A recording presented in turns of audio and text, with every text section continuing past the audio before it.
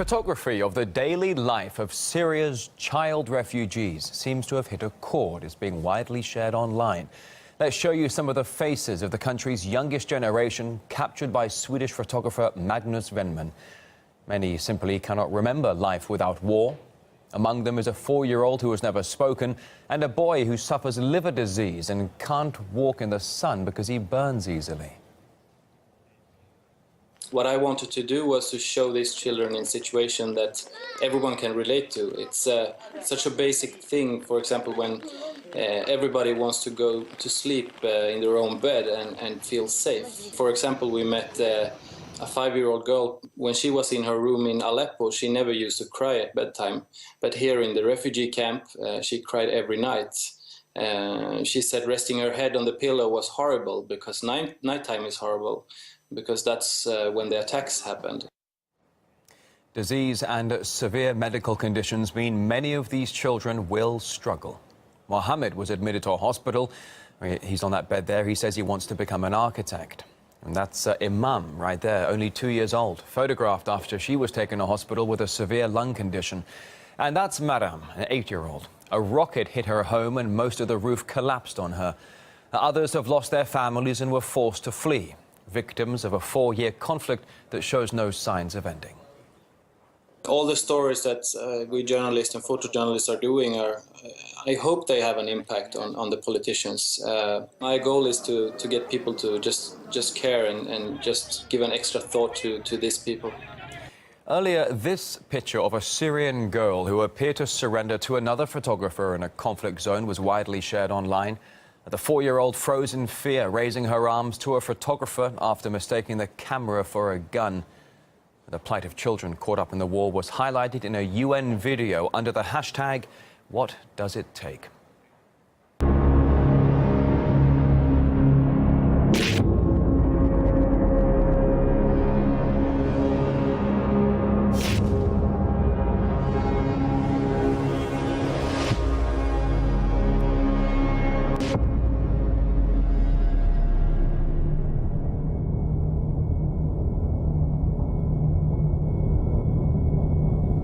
And more civilians are fleeing their homeland as jihadists take control of more ground in Iraq, despite ongoing coalition bombings there.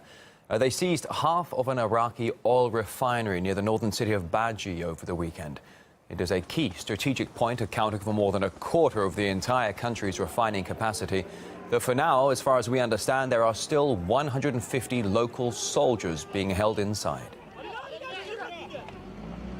We have very little food and ammunition, and we can't withstand the suicide bombers, snipers and rockets. All of us are thinking of committing suicide. In the meantime, Washington maintains its fight against Islamic State is a huge success. A spokesperson with the U.S. Central Command stressed last week that jihadists are still on the back foot, even though they seem to be making gains. This comes after the Defense Department issued a map to prove that the militants have lost up to 30% of their territory in Syria and Iraq, though some suggest this should not be taken as evidence of the Pentagon's so-called success. The U.S. news website The Daily Beast publishing its own version of the map, which it says shows gains made by jihadists since the coalition bombings began. The initial map also excludes the entire western side of Syria, where ISIL has gained a strong foothold. A former Pentagon official, Michael Malouf, believes Washington is simply trying to save face. Well, I think the Pentagon is trying to portray a good news story against the jihadists. But in reality, what happens, ISIS may lose in some areas or be thrown back in some areas.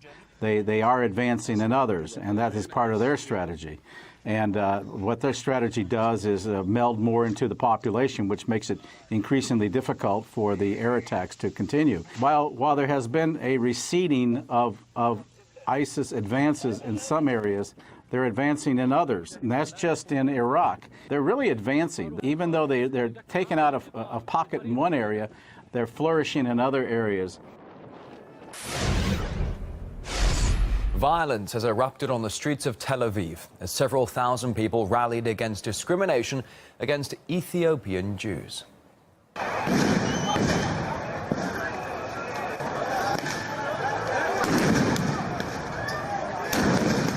בשידור כל הזמן.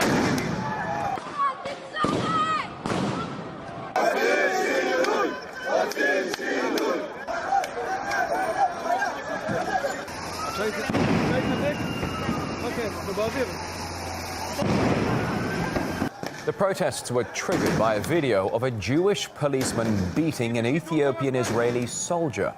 It's the second such protest in just a week. Israel is home to more than 130,000 Ethiopian Jews, many of whom complain about widespread discrimination.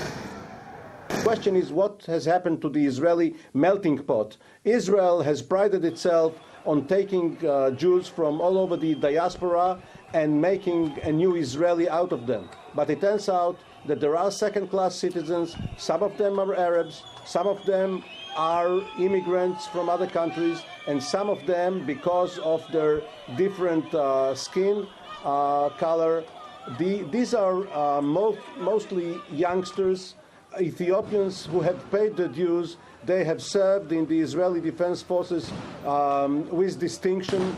They want to feel equal. They want to be treated fairly and equally, and they resent the treatment that they are getting from the Israeli authorities, Israeli society, and by the Israeli police.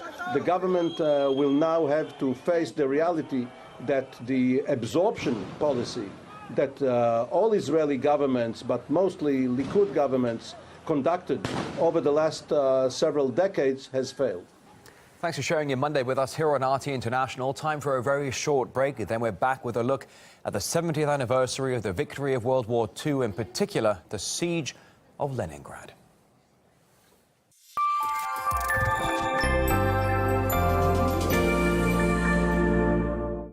We're not afraid of ISIS. It's them who fear us. They believe that if they die from the hand of a woman, they will not go to heaven and will not be considered jihadi martyrs. And that helps the Peshmerga women stay fearless when facing the enemy.